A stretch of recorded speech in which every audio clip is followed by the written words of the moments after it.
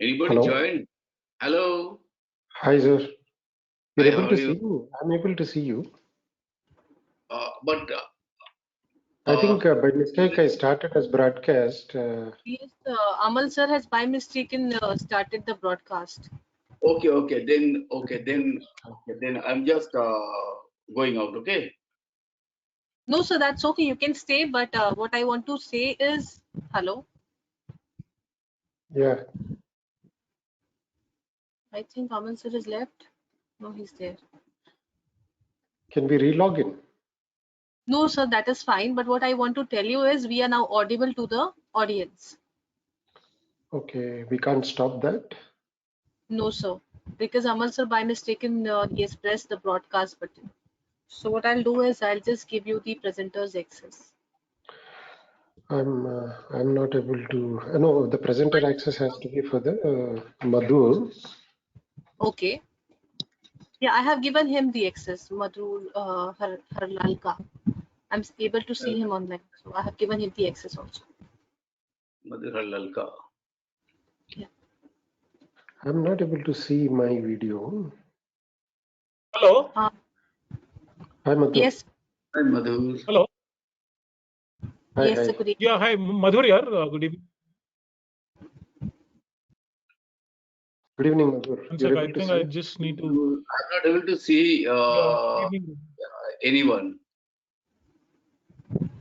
No, Even Because I'm I none not. of can't see. the One webcams, second. I don't see the webcam is. They're asking Yeah. me, would you like to? Madhur sir, you need to share your screen after opening your presentation. One sec. How do I do it? I have the file which is there. Yeah, so you can just open your file, 1 second. and meanwhile you're able to get the access option to show your screen. You are the presenter as of now. This is a totally new. One sec. Okay, let me show. 1 sec. Not showing anything. show my screen. Sorry. You can click on show my No, screen. first it is asking me go to.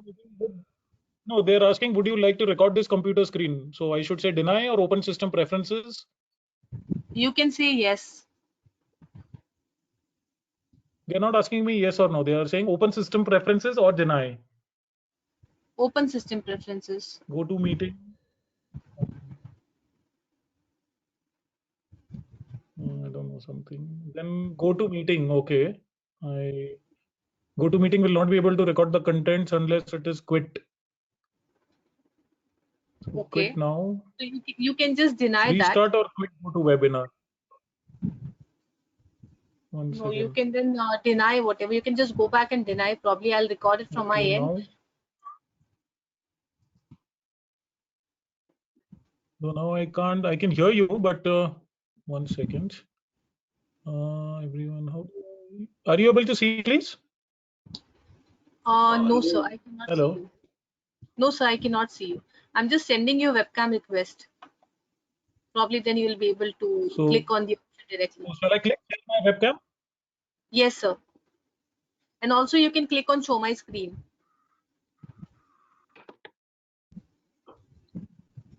Sorry. Sharing dashboard. So sharing. Yes. I don't know. This is a total new app to me. 1 second. Go to webinar. Show. I should click on show, is it? Yes, sir.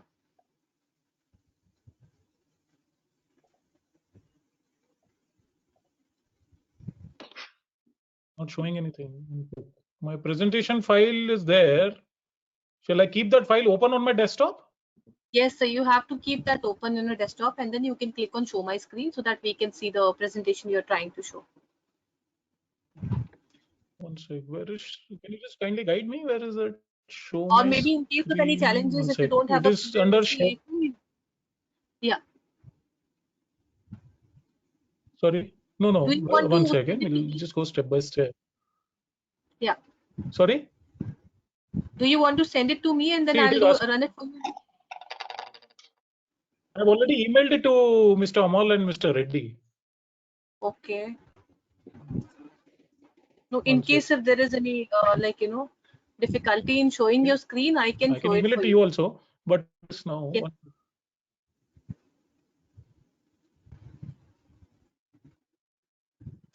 No, Okay, what if you I'll do is, how do I do it? You just tell me. I am you- having this option, sharing option. yeah, so you just have to share shall my I click? screen. Yeah, you have to click on share. 1 second. Sharing, I click. Then there is a drop down. In that, they're asking show. Screen. Show my screen. So I clicked on show. Yes, sir. Just below the show, it is screen. Screen option is available, sir.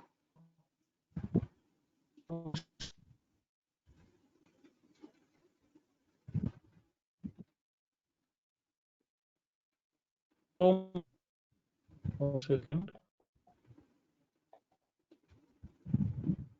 So below show menu, I should click. Basically, my screen. Yes, sir. There is a laptop icon. I think we are now able to see. There is some issue with the network probably.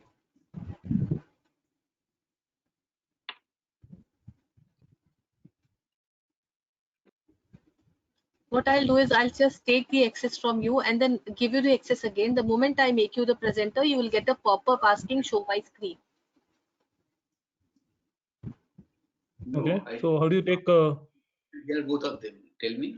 Yeah, so now I'm just giving you the access again, and then you'll just get a pop-up stating you have been made the presenter.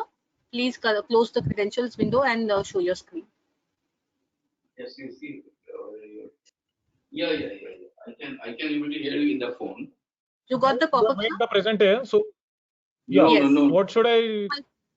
No, You I'm click not on able to 1 hear. second.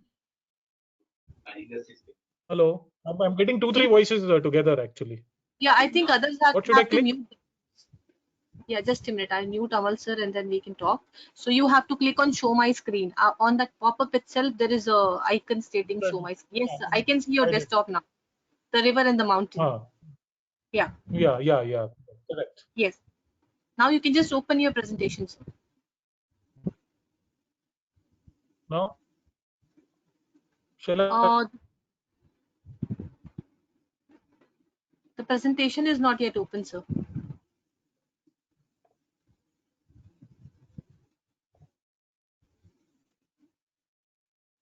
Yes, sir, it is fine.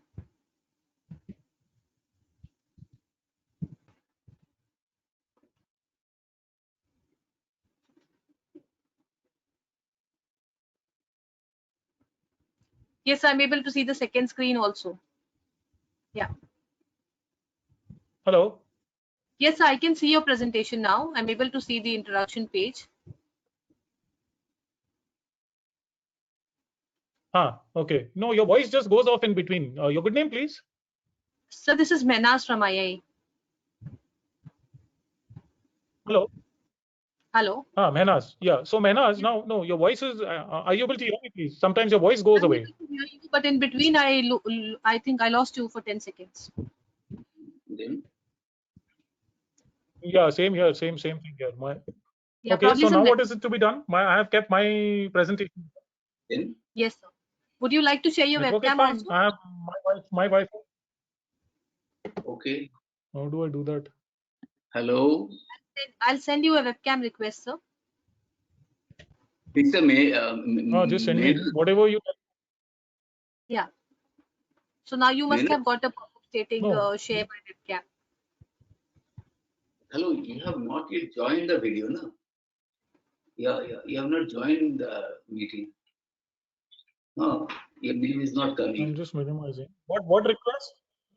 I have sent you a webcam request, sir. You can just click on the webcam button and share your webcam.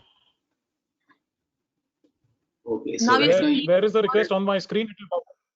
Yes, sir. yeah. On the panel that you're getting on the right hand side. Don't do the Share browser. my webcam. So I should click on share my webcam. Yes, sir. Okay. Actually, I'm hearing multiple voices in the background. I'm not able Yeah, to because Amal probably. sir's mic is also open, so I'll just mute him.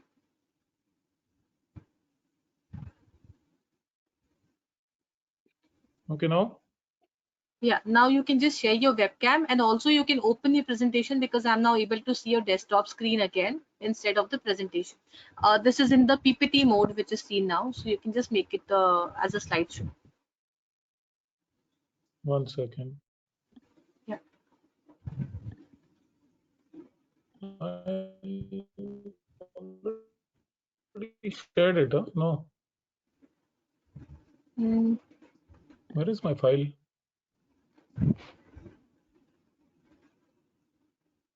Are you able to see my yes, sir. I can see your file in a smaller screen. Probably you will have to enlarge. no? One. Better, sir. Is this okay? Yes, sir. One second. I've done it full PPT format file. 1 second. Yeah. Share my webcam. Again, shall I click? Yes, sir. I'm sending This you the window is request. popping up again and again, actually. Yes, sir. I'm sending a request. Now is Hence it it is. okay? The presentation is fine, sir, but the webcam is not yet open. Sorry? The presentation is fine, so I can see your presentation, One but sec. I'm not able. Presentation is also, it's not. Ah, No, the presentation is fine. I can see the yeah. full Now presentation. yeah. Okay. So now what is it required from my side, Minas? The webcam in case if you need to share it. Okay. So then, Yeah. no, for me to see your webcam request, I have to again minimize this slide. No, No, sir. no. You don't have to minimize the slide, sir.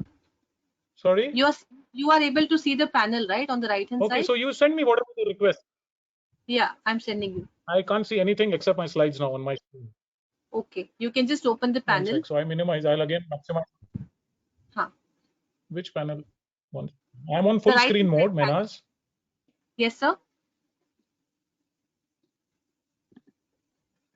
I think you are in the. Madhur, you're able to hear me? Yes, sir. We can hear you. Yeah, I can hear you. Ready? Are you able to see me? But I can't see anyone because my screen is covered with the presentation, full screen. No, what you have to do No, is I on the can't see right anyone. side. I can just hear you and Mehnaz. Yeah. On the right side, you'll get a video camera. Let me, one sec, let me minimize my file then.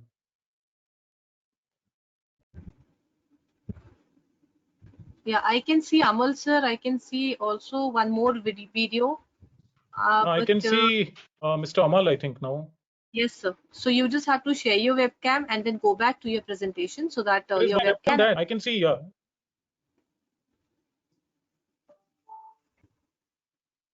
One second. Again and again it is coming.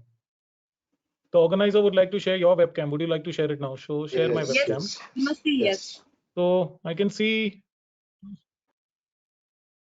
yeah, which I did. So I can see two screens with the same name, Mr. Amal Kundu. Hello. No, Yeah, I think I'm because not sure everyone why is that joined happened. Yeah, previously. this is Aditya. Yeah. Even my name is also not coming.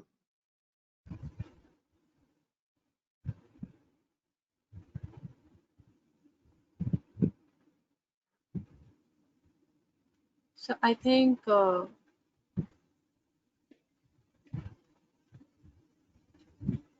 Now again I'm getting that pop-up, share my webcam. yes, Shall you I say click on yes. that? Yes, sir, please. Yeah, which I've done. I've done it. And then Yeah, there is so a control now- panel on my right. I have just minimized that. Menas, I have minimized that control panel on my right side. Okay, but your webcam is not yet active, sir. Webcam. So maybe this particular application it is not showing. I don't know. In Zoom and all that other applications it is showing. Could I be, may just some have to go to my internal system. settings of your system. One second. If you can guide me, I'm in my system preferences, security and privacy user. That is this MacBook. For every application, I have to go and for people to see my webcam, I have to sometimes do this. But I think most of the video cams are on for me. I had the same Okay. problem last time in Zoom and Microsoft meetings, but Could be, I sir. kind of it was okay.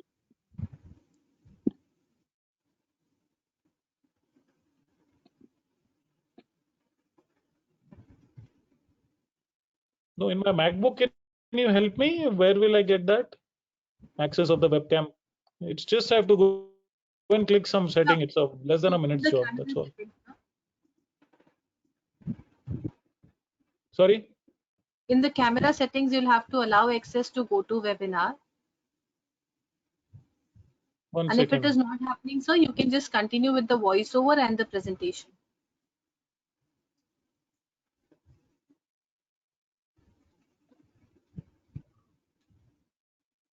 Let me try to go. System preferences in the MacBook, in which under system preferences, desktop and screensaver No, or video security. Yeah. No, Madhur, I think you'll have to go where this software only. I mean, Can you see my go screen? to yeah, we're able to. I'm able to see. Can you see my screen? Yes, yes. Yeah, where? Which application I should go? Internet accessibility. No, you go to webinar Display. window. You go no.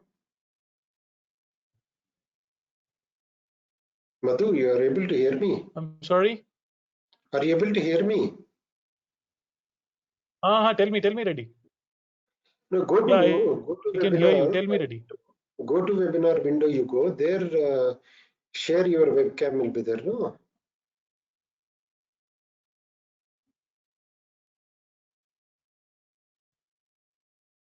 In that sharing, yeah, show. That is what I tried initially, but it was not happening. I don't know why. Which I have So done. the share only allow you multiple to share this for now. And One this sec, is something. So under sharing, that control panel under sharing. Yes, sir. Is it my screen or no? One Yes, sec, boss. There is a control panel.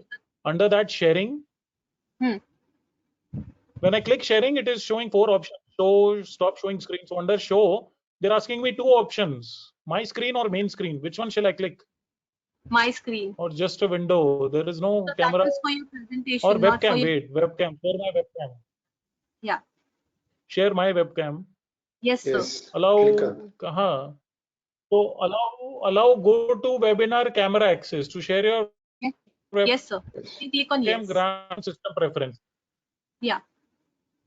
No, boss, there is not always yes. It is just asking me to go to system preferences as usual. Yeah. So are you able to see now?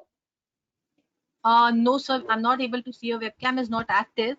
You can just go to the application settings and do the needful. If not, then we can just start with the voiceover and already late. Yeah. No, see, I went to webcam. Under webcam, share my webcam. Then I have to open system preferences. Okay. So when I open system preferences, in this, which one shall I do? Accessibility, automation, firewall, general. See, all this Microsoft Team, WebEx Team, Zoom us, everything is clicked here on the right hand side. You can see. Yes, sir. Because these are the options. You can just click, and you are opening the GoToWebinar from your Safari. Yes.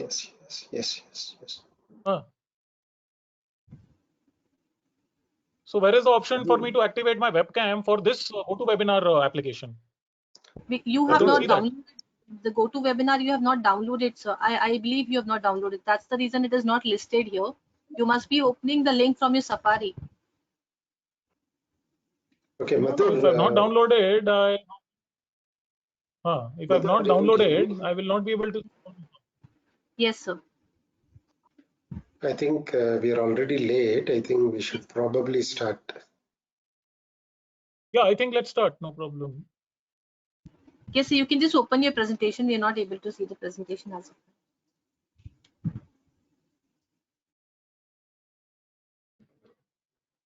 Is this okay? Yes, sir.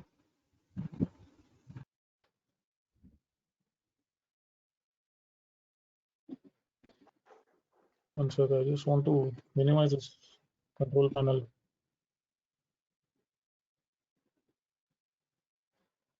So Amal sir has already opened it for the audience, and then we can start with the introduction. Is this okay now? Can you see me, please? No, sir. Yes, sir, it is better. Hello? Yes, sir, yeah, I can see. Can you see my presentation now? Yes, sir. And can you hear me now clearly? Yes, sir. Yeah. So, okay, I'm starting, okay? Yes. Yeah, please. Welcome. Yeah, actually, welcome to all in this Bangalore chapter webinar on common internal control failure resulting GST non-compliances. Today we have with us Mr. Madhur Halalka. So my BOG colleague, Mr. Surendra Reddy, he will give the introduction and then he will explain the things. Actually, over to you, Surendra. Hi. Yeah. Hi. Thank you so much, Amal. Good evening, everybody. Welcome to all of you for the PDM webinar. And thanks to Madhur for accepting it at such a short notice. He's going to cover on the common internal control failures resulting in GST non-compliance. He would be taking it completely.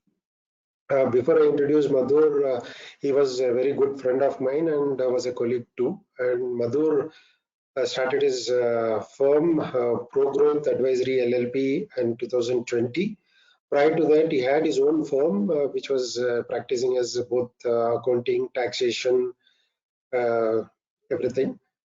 And he was also got merged with Bangalore GT for some time, and again he's come back and started his own firm, Pro Growth Advisory LLP. Before that, he was presented in a lot of seminars. He has authored a lot of articles in both the subjects like customs, VAT, service tax, GST, FTP, EOU, and SEZ, and is a well-known speaker in the fraternity. And he is going to take us through the entire internal control with related to GST. Over to Madhu. Take it forward, please.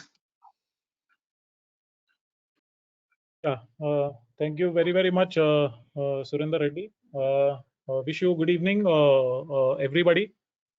And it's a pleasure for me to speak on this topic, and I sincerely thank Institute of Internal Auditors India, Bangalore chapter, for giving me this opportunity, to come and share my thoughts with you on certain matters, GST, which is having relevant on internal controls. And start again, I would just like to wish everyone, and just hope that all of you are staying safe at home with your respective families, and wish you stay safe and good luck ahead. So yeah, so very good evening once again, and thank you very much. And so today, yeah, for the next about 45 to 50 minutes, the area of coverage will be mainly how do we take care in our day-to-day functioning of the organization from an internal control for internal controls purely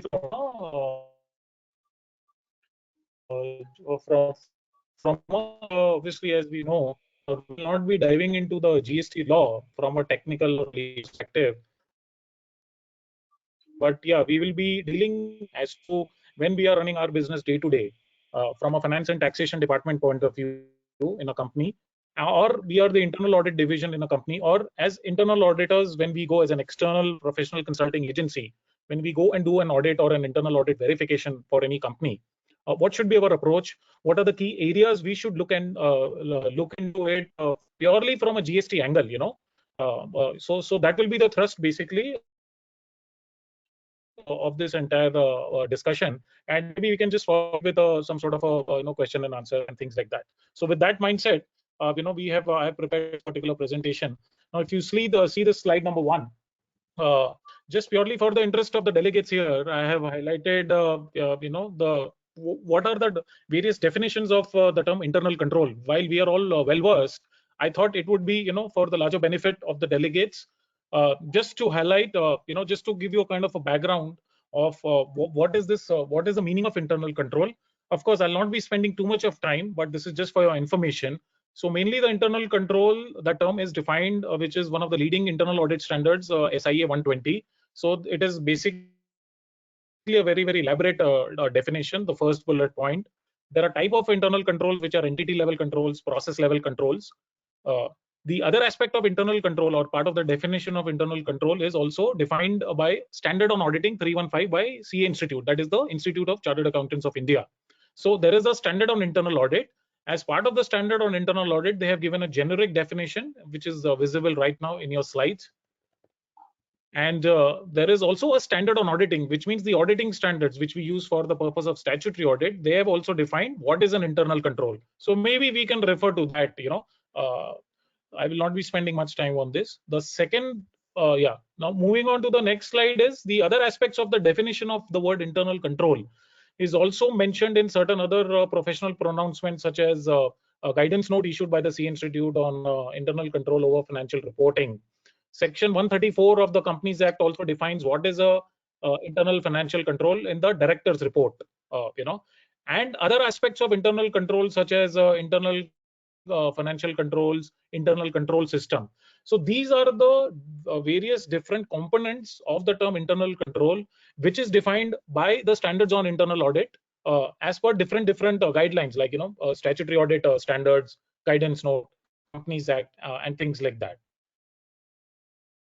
Now, the importance of internal mind, because I'm in the last 20 years, apart from doing the GST consulting, I've had a chance to do a lot of internal audits. And must we all say, in any audit committee meeting, I have attended numerous committee meetings.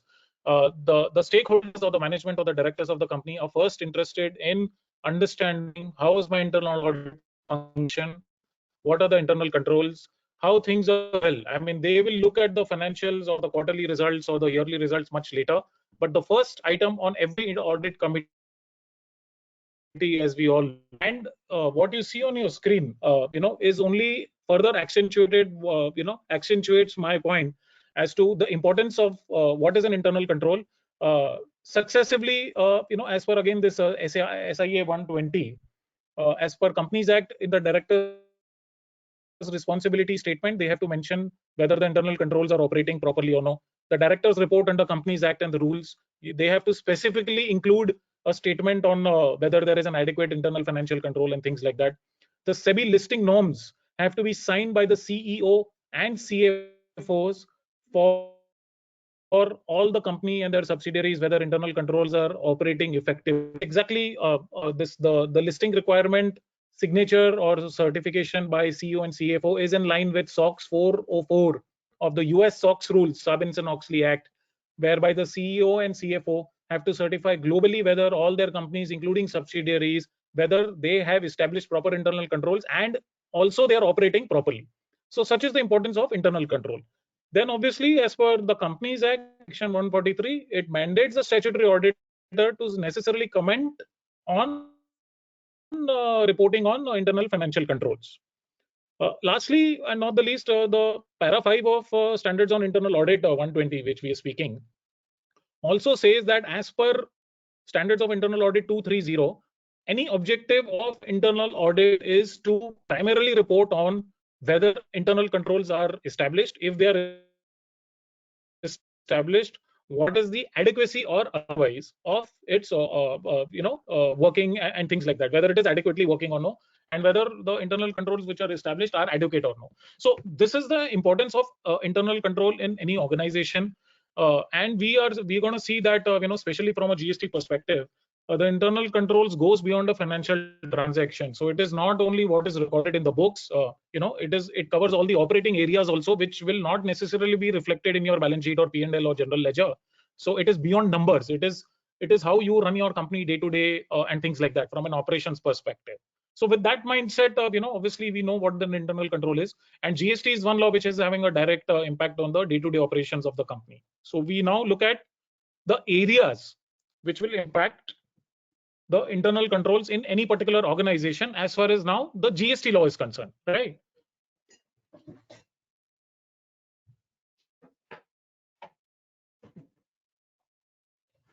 Yeah. So the various areas under which the organization will be impacted is one is the sales, including sales return, purchase, which are the important areas. Inter-branch transactions are extremely important, such as stock transfers, charges. We will come to that.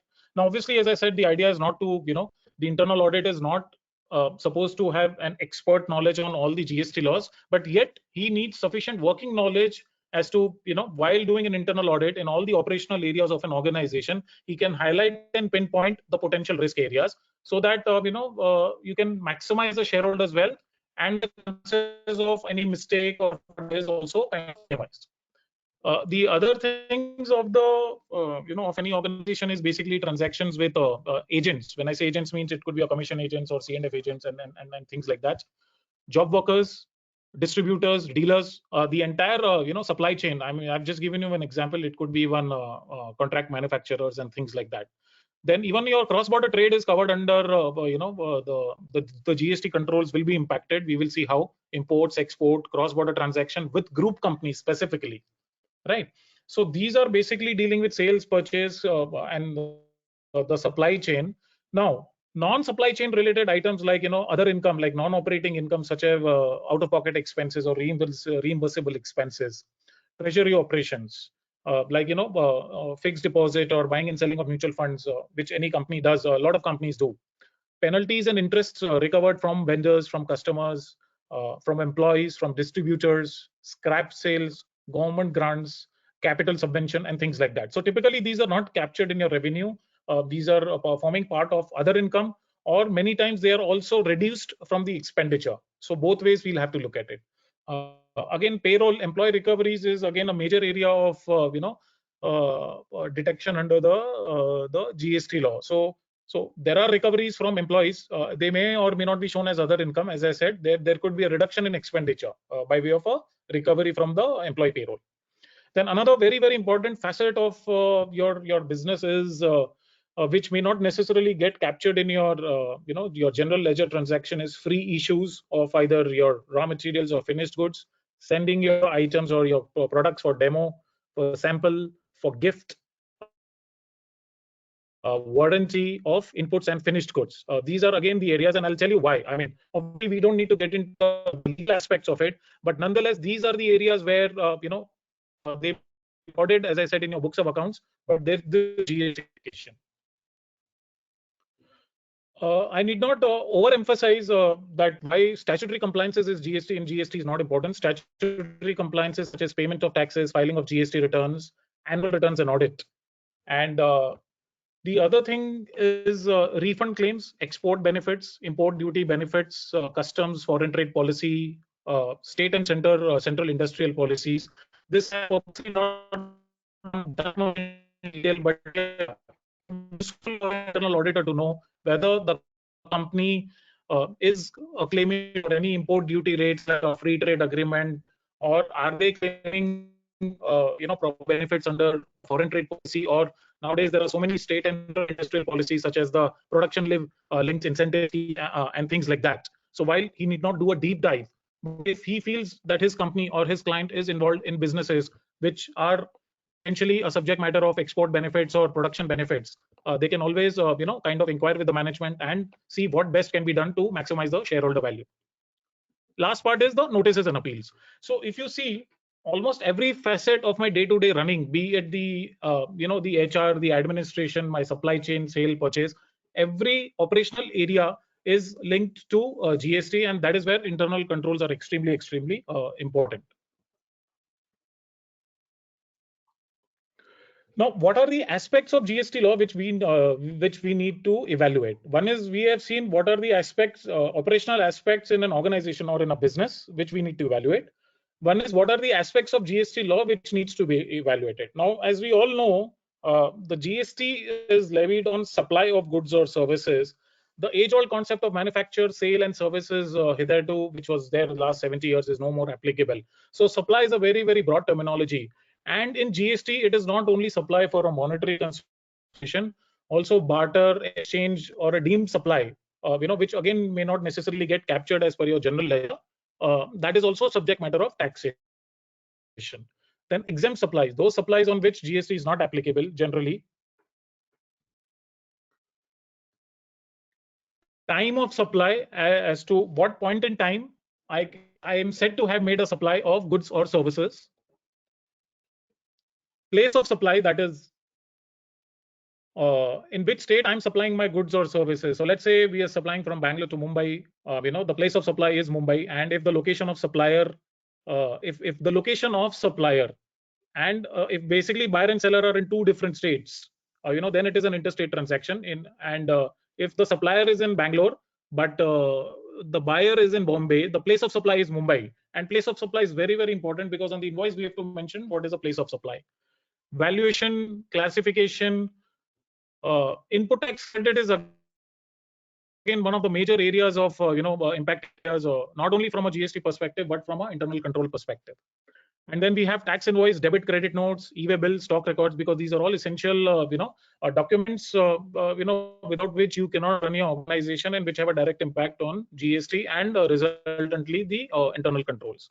Refund claiming for various export benefits, forex realization within the time limits prescribed by the exchange laws are again the areas to be evaluated from an internal control perspective.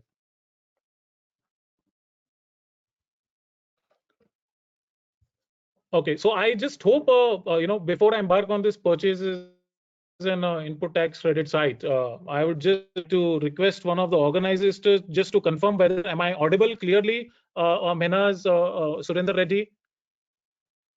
Yes, sir. Yeah, absolutely.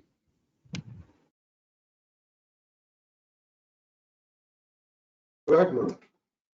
Sure. Thank you very much. So, yeah, sure. Thank you. So I'll proceed. So now we come to the area of purchases and input tax credit. In fact, it is the input tax credit. The short form is ITC.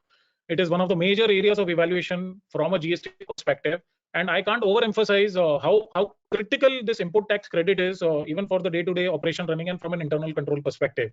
Because see, any impact on input tax credit has an impact directly on the bottom line of any company. If you either excess claim the input tax credit, you may have to reverse later with a penalty and interest. If you underclaim an input tax credit, it will directly have an impact on the cost, which means your outflow on the liability will be higher.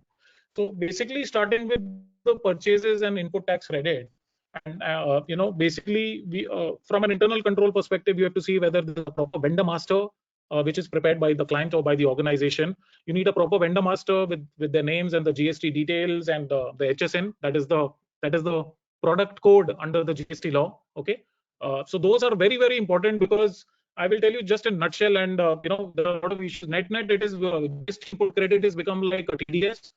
Till your supplier has not filed his return and till your input credit is not shown on the GST portal, you will not get the credit. I mean, there are a lot of legal issues. People are fighting, filing writ petitions and all. But that is the reality, and till there is a concrete outcome from a Supreme Court point of view, and let's hope the law is not later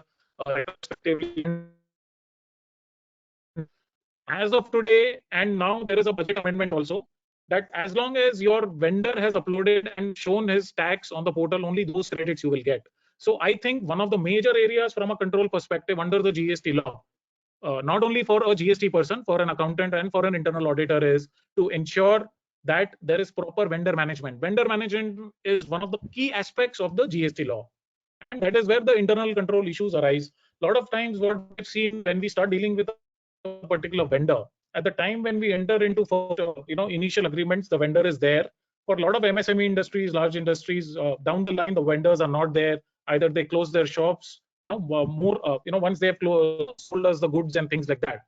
And then when I'm audited by the departmental authorities, my credits are questioned because the time when the government vendor is no longer in existence. So I think we have to make sure we have to do proper detailed KYC, know your vendor, things that okay, the vendor is existing, and it should not be a one-time exercise.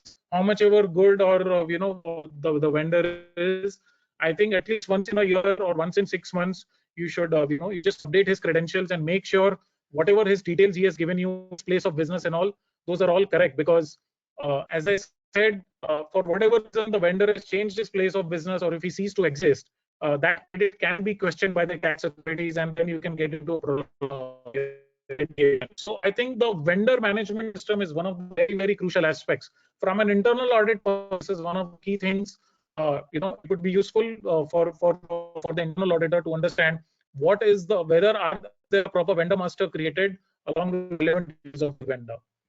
Now, once we have created a vendor master in our system, obviously we start procuring from the vendor. So before that also, we observe businesses, obviously the day-to-day accounting, when we record any purchase and expense in our P&L item, that which is charged to you by the vendor. If it is an interstate transaction, he will charge you an IGST. If it's a within the state, he will charge you CGST, SGST, right? So we have to also create purely from an internal control perspective, we have to create ledger accounts which will reflect these separate taxes in our ledger accounts, that IGST receivable or input credit under IGST receivable, CGST receivable, SGST receivable accounts. What we have seen is companies and clients in our own case, they may not necessarily maintain, they may just maintain one ledger account having just an input credit account. As long as you are able to track separate taxes from one ledger account, it's okay.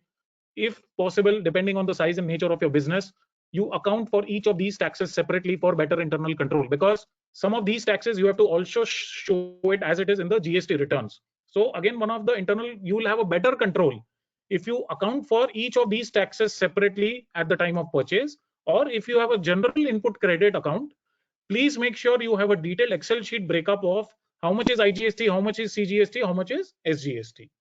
That is one very important thing.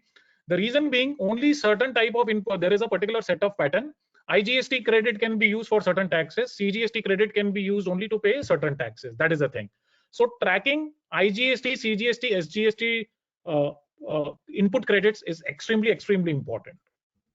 Now, once we have made our ledgers or accounts, the next major area is we call for quotations from various vendors. We enter into contracts or purchase orders.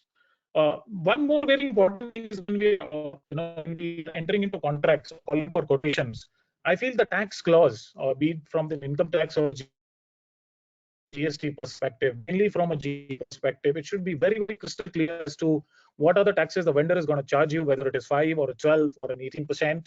Is there any separate compensation cess, like for few items, like some few automobile, industry or construction industry, say about 30 broad categories of items are coming under compensation cess. So it is highly advisable that the tax clause in any contract is separately mentioned. Okay. A lot of times we've seen dispute between the buyer and seller because the tax clause is not very clear. So again, this is a major area. Maybe when the internal auditor is auditing for certain contract reviews, that he should insist that there are proper tax clauses. Then, apart from that, are there any penalty clauses for for breach or for interest for delay in payment and things like that? Because each of these could have an impact. Like if I recover certain penalties or interest for delay in payment, those are liable for GST. From a valuation perspective. So apart from tax, if we are having any damage clause or anything, those need to be clearly spelled out. The third, the last word in this particular third bullet which I've used is withholdings. When we say withholdings means what? It is not only the TDS portion. Okay, so we can have a withholding clause with that. Okay, till you don't upload your return and pay your taxes, I'm not going to pay your 12 or an 18%, which is a fairly rampant practice today in industry. Because unlike central excise and service tax, where we could claim the input credit without the vendor, without making sure the vendor uploads his returns or no, and we used to still get those credits. In the last 50 years, we've not had any major problems. But come GST, as I told you, till you don't see your credit on the portal, you will not be allowed input credit, how much ever genuine your vendor is. So then in terms of the company, to ensure that there is a withholding clause that, okay, till you don't pay your returns, I'm not going to release your payment to the extent of the GST applicable on that particular transaction. So again, this is a major control area. It is in the interest of the organization to ensure this. Now, having said this, see, we have organized our business. We enter into valid contracts. This, that. Then the actual day-to-day running of the business starts. Like when you procure, what are the conditions or special conditions for us to claim the input credit, right? Now, if you look at the section 16, of course, as I said, we'll not go into the legality of any of the issues. There are 4 or 5 major conditions which every buyer has to ensure to avail the credit. So these are the 5 conditions. You should be in possession of a tax invoice or a tax-paying document. When I say tax-paying document is, let's say you're importing goods, you file a bill of entry. So you need bill of entry for input credit of the IGST, because you may have an invoice, but that may not be a tax invoice.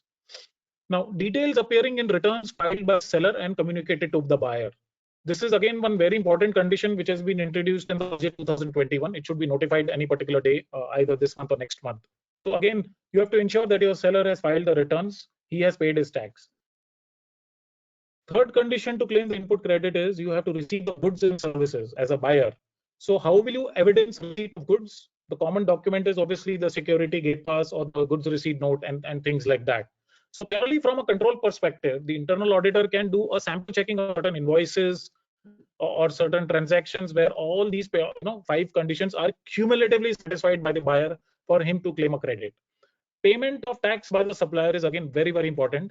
Now there is no practical way that to find out from the supplier that he has paid his tax or no. It's just that you have to see it on your portal. So that is the only way, because you can't keep calling up your supplier and say, "Ki, boss, you show me your returns, you show me your accounts, have you paid tax or no?" That is practically not possible.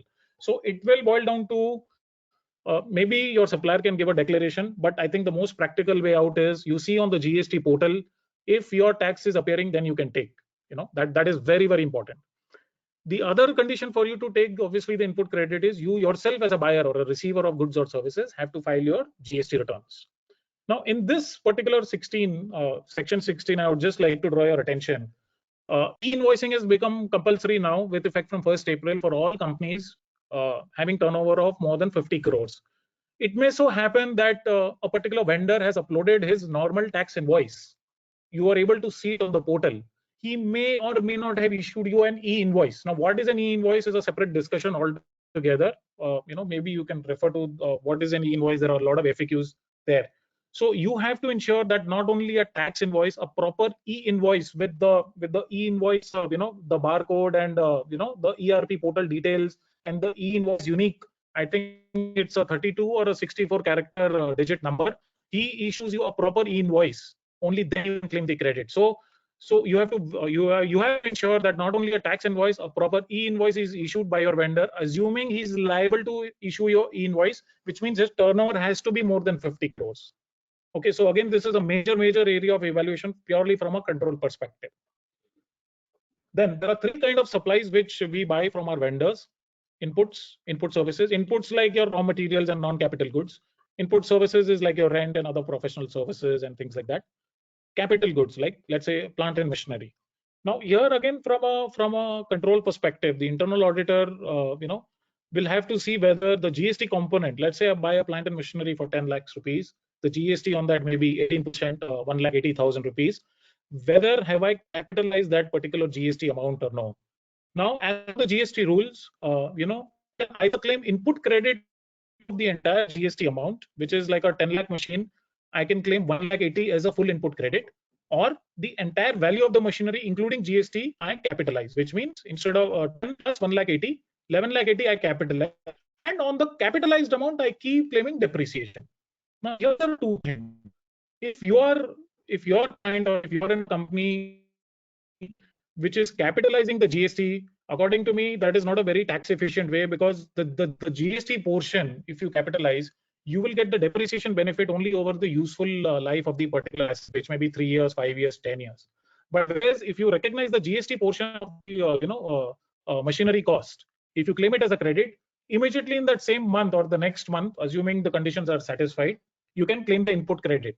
So it is very important for an internal auditor to ensure that whatever the capital goods the client has purchased, the GST portion is not capitalized. That goes and sits in the input tax receivable account instead of the fixed asset account. Again, this is very important. The other aspect of the input credit is the input service distributor. Now, again, this is basically these are common input services which come to the head office, and then you are allowed to distribute it to your branches. So there are some clearly do's and don'ts. So maybe purely from a control perspective, the internal auditor can ensure that only the relevant rules have been followed as far as the distribution of credits is concerned, only for input service. This is only for input service and not for inputs and capital goods. So again, this is one very important area of control. There are some do's and don'ts. I've not gone into it, but there are some control features which are part of this input service distributor thing. So that the internal auditor should ensure that input service distributor, the credits are distributed properly in accordance with the rules. Next is obviously all the credits are not allowed. There are certain credits allowed. There are certain credits allowed. For example, motor vehicle purchased by factory is not allowed. But if you're a dealer and vehicle manufacturer, you're allowed to take credit of motor vehicles. Like that, there is section 17. of the GST law, whereby I feel the internal audit department or the internal auditor will have to have a clear knowledge as to broadly what all items are allowed as a credit, what all items are not allowed as a credit. Now, typically in our experience, what we have seen is the companies or the clients will account for the expenses, and later, either at the end of the month or end of the year, a lot of companies are struggling as to, okay, what is eligible credit, what is ineligible credit. So here, I think we should have some sort of a credit master or some rule-based software whereby it throws up either based on the nature of item or based on the HSN, that is HSN code, right? Harmonized system of nomenclature, as to what all will be eligible credit, what all will be ineligible credit. I feel both type of credits should be separately accounted and tracked. Why? Because in your GST returns, annual returns, and for your GST audit, eligible credits have to be shown separately, ineligible credits have to be shown separately. Extremely, extremely important. The other part is when I say section 17 read with rule 42 and 43 is basically certain credits, even if they are eligible, but if they are used for exempt transactions, they become ineligible credit. So there is a pro rata formula given under rule 42, 43. So even amongst eligible credit, my entire input should be used for taxable transaction. If part of my eligible credit is used for exempt items, that much pro rata input credit I will be disallowed. So this, on an overall basis, from a control perspective, I feel it is very important for an internal auditor to ensure from the company and understand from the finance department as to how this pro rata credit has been taken, whether it has been taken or not. That's one thing. Now, another major area from a input tax credit perspective is this reverse charge mechanism. When we say reverse charge, means 99% of the sales item on that the GST is payable by the supplier. There are certain transactions like, let's say, legal services or a GTA, goods transport agency, where instead of the seller, it is the buyer who has to discharge the tax. Now, this is typically, I would say, like a kind of a googly area. A lot of times there is, there are people who miss out on this, and they maybe realize it at the time of annual audit, or even I've had clients where they've realized it 2 years, after this transaction has happened. So here I would advise the internal auditor from a control perspective is that, there is a notification separately only for reverse charge transactions. It is hardly an item of say about 10 to 15 defined services. So they are same for domestic services basically. So you inbuild this reverse charge. What are those items which are liable for reverse charge mechanism? Make it part of your checklist. Just have an overall knowledge as to what all different type of reverse charge they can arise. And when you are doing the internal audit, you just ask the finance team, whether on this particular are these forming part of your books of accounts which I'm going to audit, or in your statutory compliance and things like that. Because many times even the companies miss out on discharging this reverse charge transaction. And it is not only domestic. When I say domestic, means buyer and seller are within India. The cross-border reverse charge, we've had cases where maybe I've booked an expense. There is a royalty payable to some vendor outside India. I have booked that expense in the current year, but I have booked means I have accrued that expense, and I have paid I have paid to the vendor after a year. And when I'm paying it, that time my auditor says that time, okay, you have to also pay reverse charge. On reverse charge, you have to pay the GST 18%. We've had such cases. In fact, recently we had such case where there is a particular expense which is booked 2 years back, but because the payment was done to the vendor in the current year, it was an audit observation. And the question was, if I pay to the vendor now, obviously I will have to discharge the tax. I mean, the client even didn't know there is a reverse charge tax. So we said, you have to pay. And then he said, well, I will pay only if I get a credit.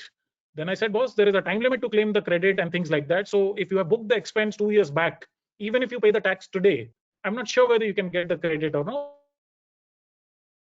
Issue under the GST law. So any cross-border transaction, any accruals which is payable to any vendor outside India or to any group company outside India, I think it should immediate the attention of the internal auditor when he's auditing. These are the areas where he has to be double careful. Again, I'm not saying you do a deep dive of GST studies and things like that, but just be aware of these things. Especially for group companies, they keep cross-charging so many expenses and things like that. Not each and every expense is liable to GST. I mean, there could be a cross-charge from my parent company to my Indian subsidiary purely for reimbursement of expenses, right? He has incurred certain travel charges for your employees who have gone outside India and come back. He has arranged for their airfare, hotel stay, and local travel. And because the Indian employee went there, after the Indian employees come back to the company, they are cross-charging. Now, any cross-charge generally of pure reimbursement, which is in the nature of pure reimbursement, generally should not be liable for GST, right? So again, we'll not get into the nitty-gritties of that, but yeah, we have to see whether it is a cross-charge for a service. If yes, GST is applicable. If it is a cross-charge merely for reimbursement of expenses, then GST is not there. Now, one of the most important things under GST is that you can credit, assuming you have satisfied all the conditions. You can take the input credit, but this is provided that you make the payment to the vendor, that bill, including the value, the invoice amount within 180 days. Now, GST is one law. Unfortunately or fortunately, you say, it is getting into your working capital management, right? So if you don't pay, if you take a credit, assuming all the conditions are satisfied, but if you don't make payment to the vendor within 180 days from the date of the invoice, you have to reverse the credit, and on actual payment to the vendor, you can retake that credit.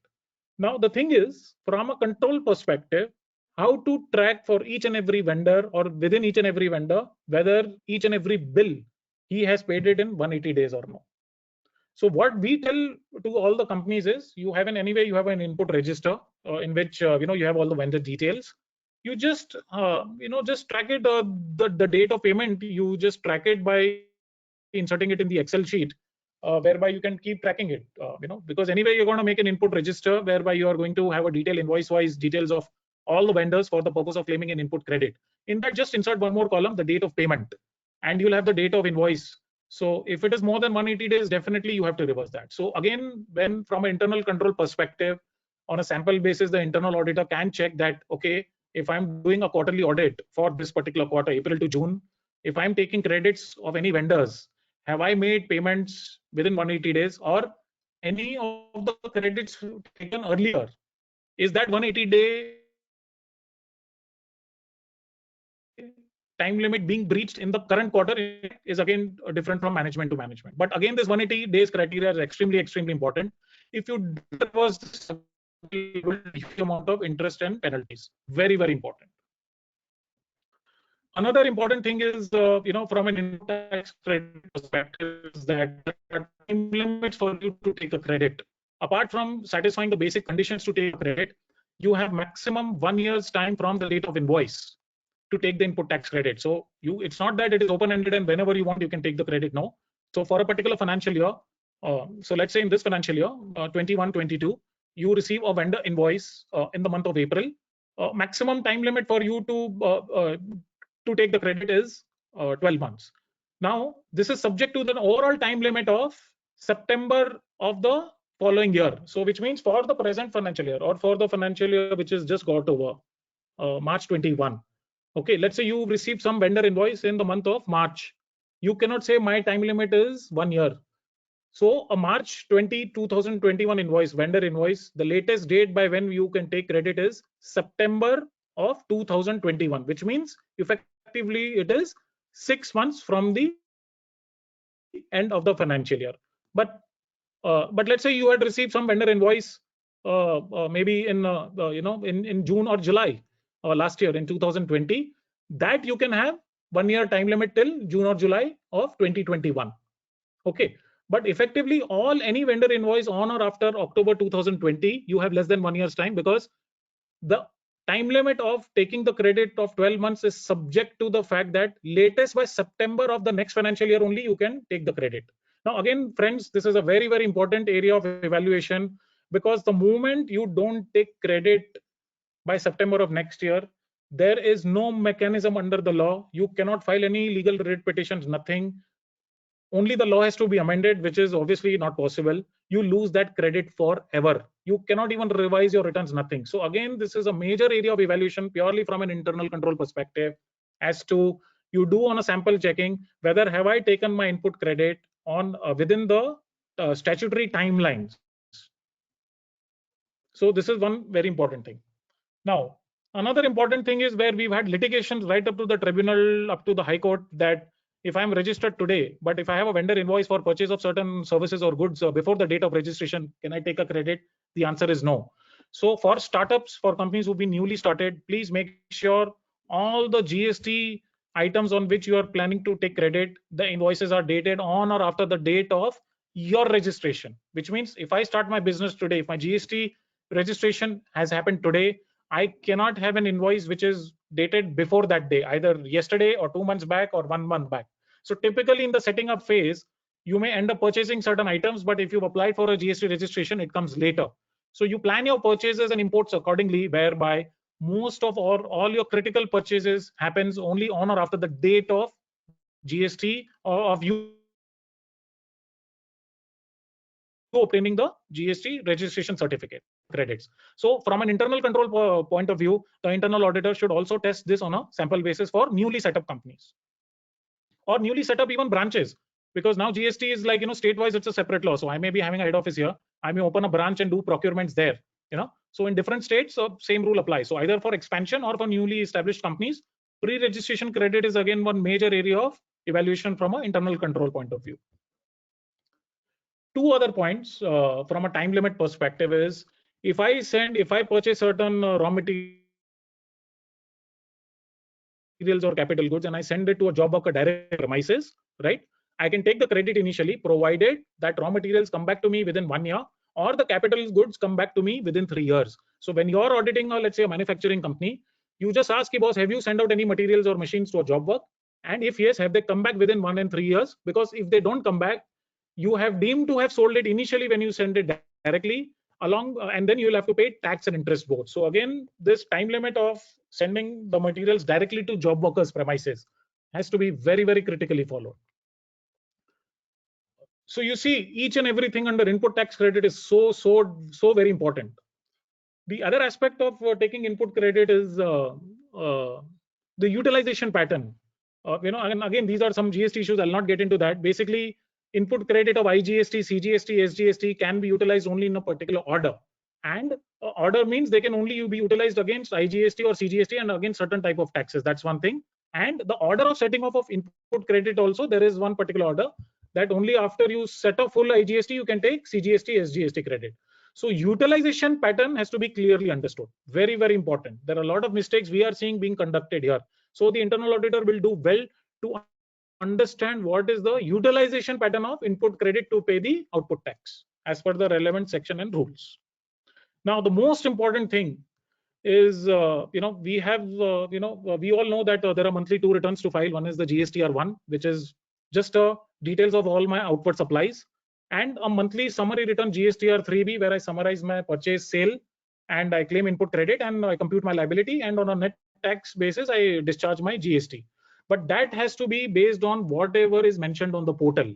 So there are 2 other forms on the portal, GSTR 2A and 2B, I have mentioned. 2A is basically your supplier. If he's under the normal scheme, it will be coming under 2A. If your supplier is under the quarterly scheme, but he would have paid or uploaded his invoices on a monthly basis, that will come in 2B. So again, friends, this is very, very important. Every month before you finalize your GST return, your input credit has to be least of these 3, which means every month you have to have a reconciliation of input credit, eligible input credits between GSTR 3B, 2A and 2B. Only if one particular input tax credit is coming in all these 3 forms, only that you can take it in your 3B, otherwise not. Which means you cannot access claim as per your books of accounts till it is appearing in the portal 2A and 2B. Okay, it may so happen, it may come either in 2A or 2B. The least of that has to be taken in the 3B, basically. So it is extremely important, and on a monthly and a year-to-date basis, the company and the internal auditor has controls mechanism in place that my 2A, 2B and 3B is reconciled and matching, and whatever the RECO items are, it is getting carried forward month on month. Very, very important. Then another important thing from an input tax credit perspective is the EOU and SEZ purchases.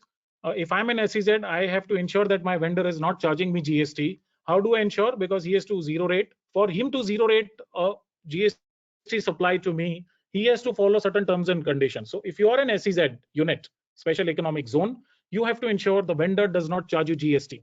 If he is charging, you have to ask why. Because you've already given him your SEZ license, then he should not be charging you.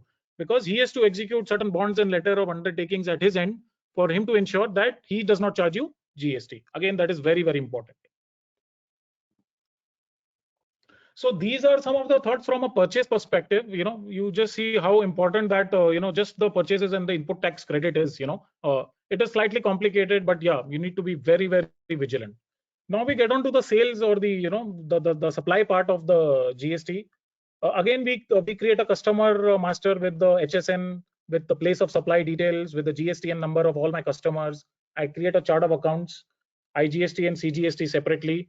It helps me better track what are the taxes I'm paying every month, because only certain input taxes can be used only against certain type of output taxes, and you have to disclose all of this in your GST returns. Then again, we should have the customer contracts with tax clauses and penal clauses. Same things what we did for purchase is applying for supply here. Here we have to be very, very careful that when we are supplying every supply, be it of goods and services, it has to have a tax invoice and an e-way bill. Generally, for supply of goods, having a consignment value of more than 50,000, e-way bill is compulsory. So you have to make sure the value as per the tax invoice and the value as per e-way bill is exactly the same. There are a lot of problems here, and then we are seeing the trucks get stopped by the the GST inspector, and all a lot of penalties are levied and things like that.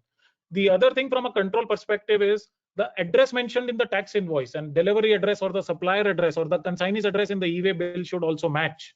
We've seen a lot of issues here that tax invoice, the address is something else, e-way bill, the actual delivery address is something else. So those kind of anomalies should be avoided. So address of delivery should be the same as per both the documents. Maybe the tax or the finance department can instruct the logistics and the transportation department accordingly, and when the internal auditor is checking this on a sample basis, he can ensure this. Now, one thing we have to ensure is whatever the next point is, if we are receiving any advance from customers, the same thing is taxable immediately. Okay, it's not only at the time of dispatch of the goods. Maybe I've got some advance, but I may dispatch the goods after 1 month, or I may render the services later. On receipt of advance from customers, the same is taxable. So this is again one major area of evaluation. It may not throw up in your P&L account, but you have to see advance from customers whether GST is paid or not.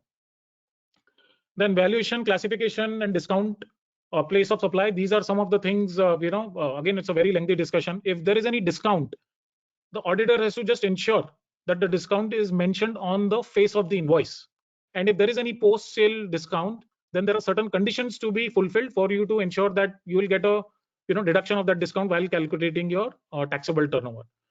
Valuation on what all items you are charging GST, whether if there is you're recovering any taxes or out-of-pocket expenses, are you charging GST on that? Whether the classification is proper. If you're charging 18%, it's okay. But if you are charging 5% or 12%, which is a lower rate of GST, the onus is 10 on 10 on the supplier to ensure, as per the tariff, that there is not even an iota of doubt that my goods or services are liable for lower rate of tax. And I feel as an internal auditor on a sample basis, he should check why it is 5%, why is it 12%. Sometimes there are a lot of interpretation issues, because little bit doubt at the time of assessment, straight away, nobody wants litigation, it can go litigation. You prove beyond reasonable doubt why it's 12% not 8%, because these are the questions the GST will ask you. Place of supply, you have to clearly state there are place of supply rules and things like that. Now, last bullet points on this particular slide is pertaining to cost charges and stock transfer. Now, hitherto under central excise and sales tax, none of these transactions are taxable. Now, GST being a game changer on every stock transfer, between my branch in Bangalore, go to my depot or my agent in Delhi, there is a stock transfer. There is no longer a supply, but it is a deemed sale. Okay, you have to discharge GST on that.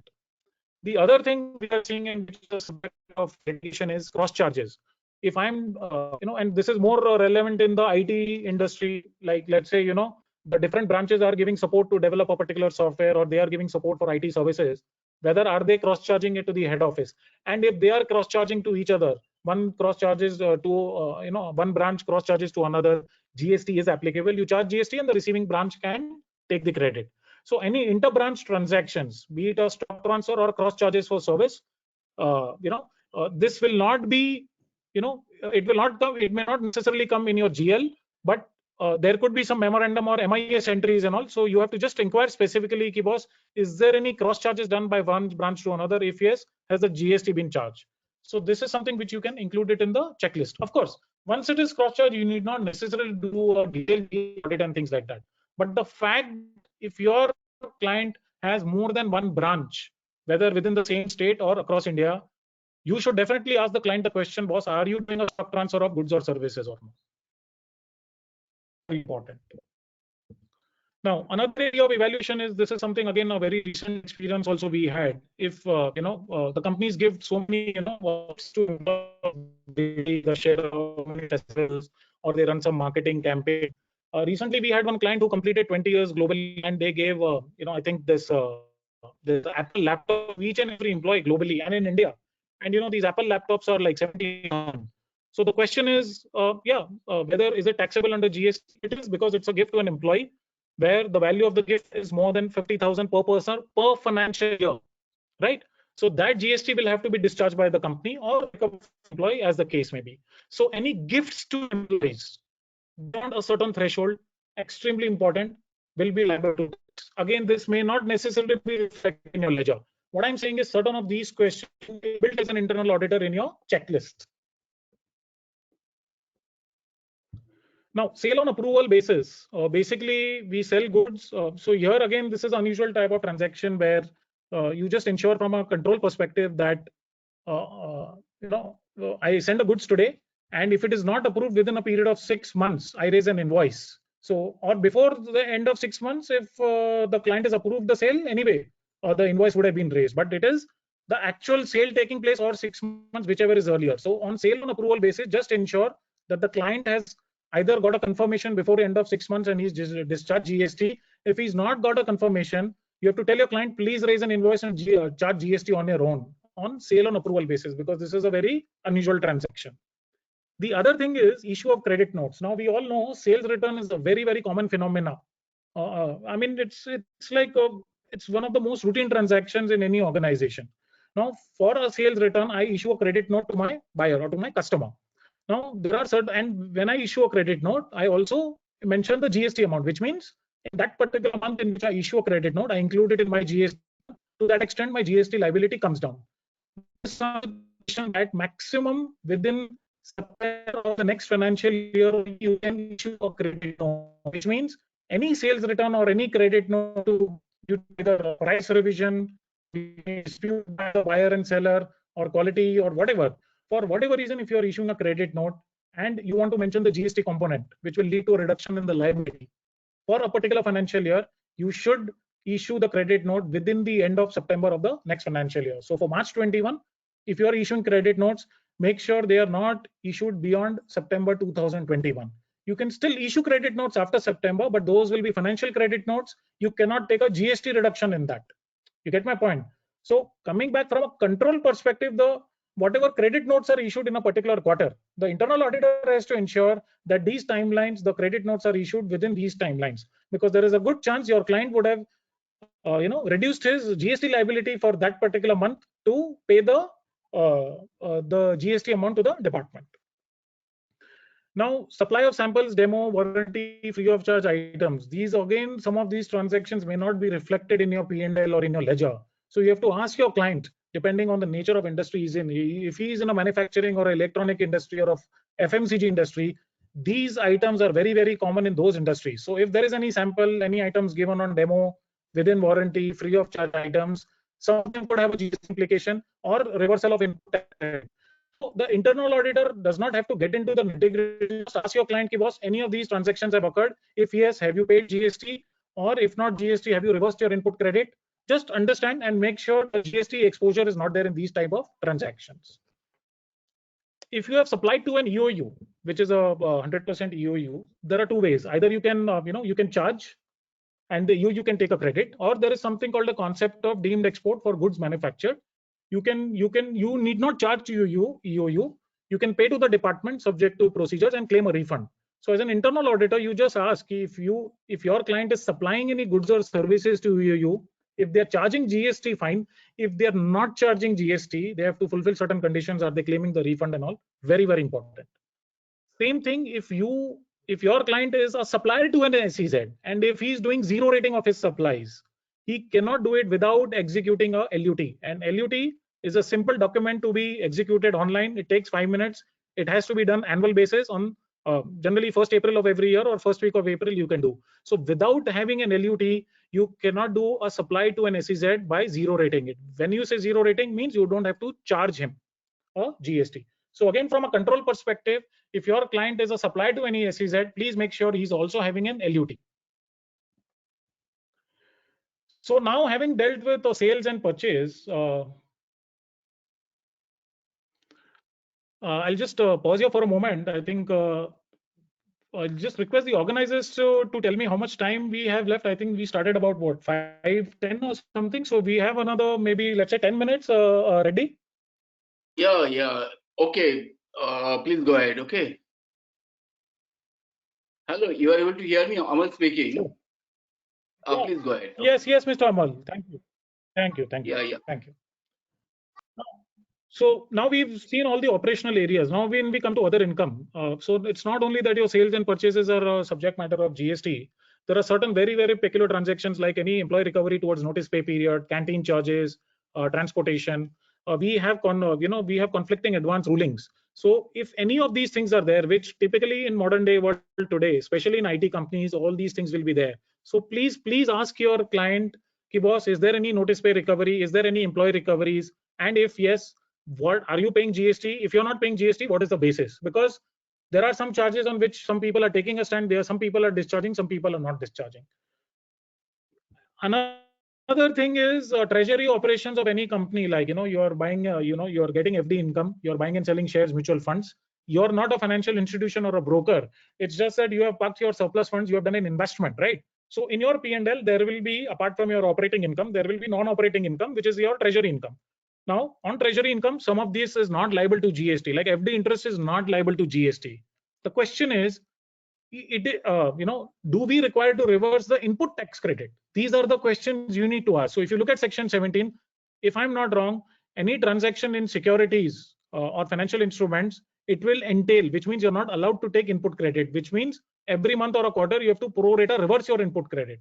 Now, this is having a direct financial implications.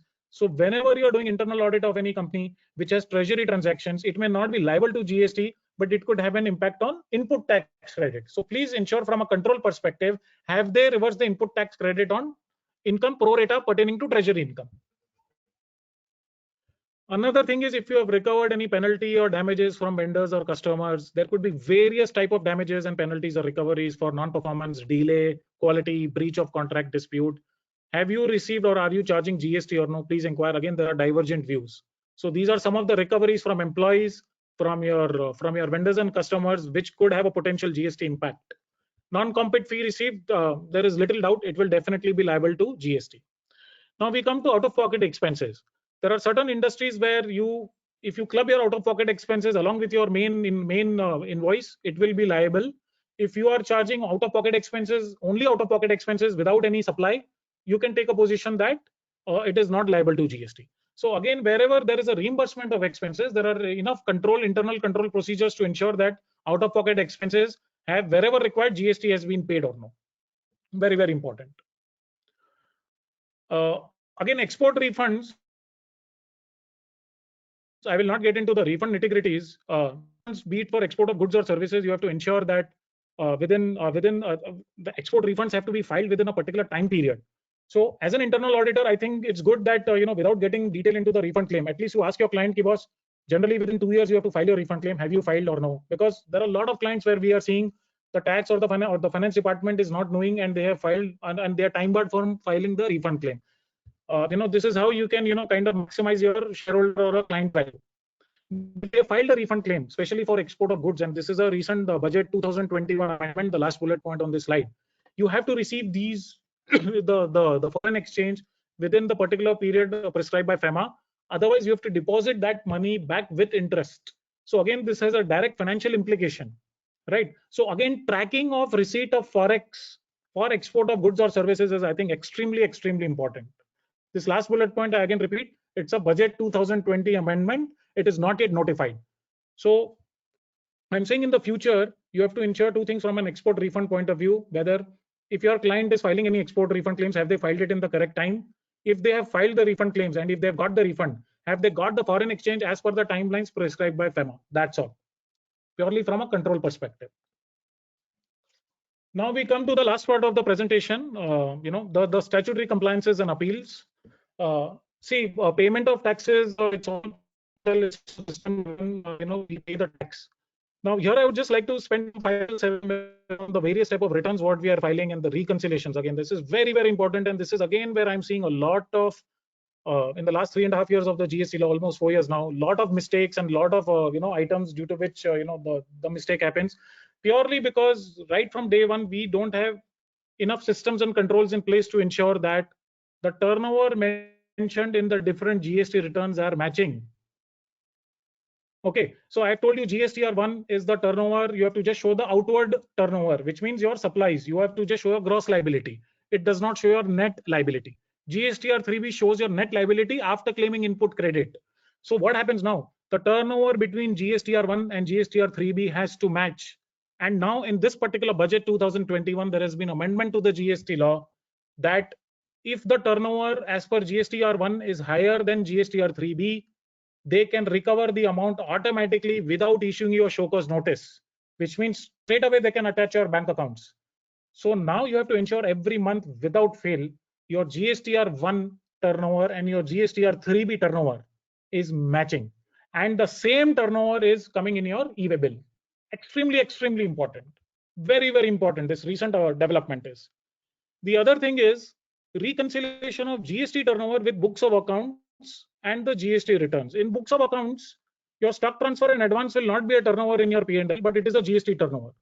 So on a test check basis, when you're seeing the GST returns, right, you have to just ensure whether all the turnover as per the GST returns is also finding a place in your books of accounts. That same may not be reflected as a sales. It could be reflected as advance from customer or employee recovery or reduction in expenses. You just ensure again that the turnover as per the returns is matching with your books of accounts. Very, very important. Now, a new phenomena has taken place, which is called e-invoicing. There are chances that you may raise an e-invoice through the e-invoice portal, and by the time you file your GSTR1, maybe there are some changes you have made, so you have to ensure that the turnover as per e-invoice portal and the turnover mentioned in the GSTR1 has to match. Otherwise, what will happen is it will raise a red flag to the department. You have to go to the department and explain why there is a mismatch in my e-invoice portal turnover and my GSTR1 turnover. There are times where I've forgotten to issue a e-invoice, but I have later, while filing a GSTR1, oh boss, I had to issue an invoice and I have included in the GSTR1. It will straight away throw up a mismatch, and it will show a red flag on the system, and the department will come to know. So please ensure your turnover as per the e-invoicing portal is matching as per the GSTR1 return, from a good internal control perspective. Then another good internal control is, I don't know, certain softwares like Oracle, SAP, Tally, are they having auto generation of GST returns from ERP systems? Again, those are the important things you need to see. And I will not go detail into, GST annual returns and GST annual audits. Basically, if you have what all I've told in the last 50 minutes, if you have done it properly, it will automatically get properly, reflected in annual return and annual GST audit. Now, another important development is here you must be knowing from the current financial year onwards, the GST audit by a chartered accountant or by a professional is abolished. And now it is the onus of the taxpayer to certify his returns and give it to the department, which means the GST audit now need not be done by the professional. So it is become all the more incumbent upon the company and the internal auditor to ensure there are internal controls in place to ensure that you file your internal annual returns and GST audit to the department, because now you have to self-certify as a company. So you will self-certify only in a proper way, only if you have very good internal control systems. The last 2 points, and then I finish my presentation. We have seen a lot of the times where we have not replied to the tax notices. We have, or we have replied late, due to which the demand has come, or where if we have to file appeal, the appeals have become time barred. So please ensure as an internal auditor that whatever the GST notices you get or the time limit to file an appeal is not breached. Just ask your finance department whether have you replied to tax notices in time. If not, the department can pass a suo motu ex parte order, or if he has filed the appeals in time or no. The last 2 bullet points, we have experienced it in the last 2 months itself, where lakhs and lakhs of rupees are demanded as tax demand, but appeals till date are not filed. Why? Because there was no internal control system in place to track when is the order received based on which I should be filing the appeal. So I will not get into the legal aspects, but I think there should be a tracking mechanism, and internal auditor, I feel, is the best suited person in his statutory compliance checklist to ensure, boss, have you replied to tax notices? You don't need to look into the legality of the tax notice and all. Purely as a good corporate governance, has the company replied to the tax notice in time? Has the company filed appeal in time for any order passed by the department? These are some of the things. Yeah, so these are some of the things, from an internal control perspective, I thought it is important. Thank you very much for a patient hearing, and yeah, I'm happy to take a few questions. So over to you, Mr. Amal and Mr. Surinder Reddy. Thank you, Madhu. Thank you very much. We have not received any question in our chat box. So what we'll do, whatever questions we'll receive, we will be actually forwarding to you so that you can give the answer. Okay. That's one thing. Yeah, I'm happy to take the questions offline, and I can deal with we can deal with the question. Please forward me, and happy to take the questions offline as and when you receive. Not a problem. So actually, we will collect those questions, and then based on those questions, we will be sending you those questions, and you kindly give the answer one by one. And these questions will be the answer will be given to all the participants as per the mailing list. And the second thing is that okay, right now, okay, this is my privilege to give you the formal vote of thanks on behalf of IIA Bangalore chapter. Yeah, it is indeed it is really an excellent presentation. And there are a lot of people, more than 107, 108 people right now, even at peak point, around 140 people attended this session. Only request on behalf of all these participants that if you share the presentation to me so that we can share this presentation to our IA. Anybody wanted writing a mail, we can share this presentation if there is no problem from your side. Okay. No, it is. Thank you so much. The pleasure is mine, Mr. Amal. I'm more than happy to share the presentation with your August institution. No problem at all. Thank you, and thank you very much.